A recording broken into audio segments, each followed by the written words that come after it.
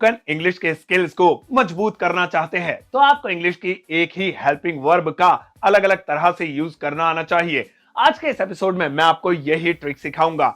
मेरा नाम है सरताज एंड वेलकम टू सीखो ऑफिशियल शो स्पोकन इंग्लिश। तो चलिए दोस्तों, शुरुआत करते हैं आज के इस एपिसोड की और अपने इंग्लिश स्पीकिंग स्किल्स को पावरफुल बनाते हैं। आज हम बात करने वाले हैं हैज और हैव की और इसके अलग अलग इस्तेमाल सीखते हैं। हैज हैव का सबसे बेसिक इस्तेमाल किया जाता है प्रेजेंट परफेक्ट टेंस में, जहां पर कोई काम हो चुका है यानी परफेक्ट कर लिया है, वहां पर हम वर्ब की थर्ड फॉर्म के साथ हैज हैव का यूज करेंगे। मैंने खाना खा लिया है यानी काम हो गया है। आई हैव इटन फूड, मैं वहां जा चुका हूं यानी ये काम हो चुका है। I have gone there, Sonu सो चुका है यानी ये काम हो गया है। Sonu has slept.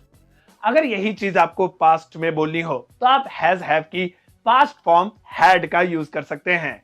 मैं जा चुका था, आई हैड गॉन, वह सो चुका था, ही हैड स्लेप्ट। और अगर आप इसे फ्यूचर में यूज करना चाहते हैं तो आपको विल हैव लगाना होगा। याद रखिए, फ्यूचर में हम विल के साथ कभी भी हैज का इस्तेमाल नहीं करते हैं। सिंगुलर हो या प्लूरल, हमें सिर्फ हैव लगाना होगा।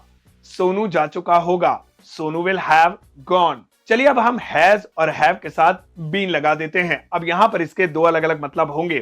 पहला मतलब होता है बन गया है या बन चुका है। वह एक डॉक्टर बन गया है, he has been a doctor।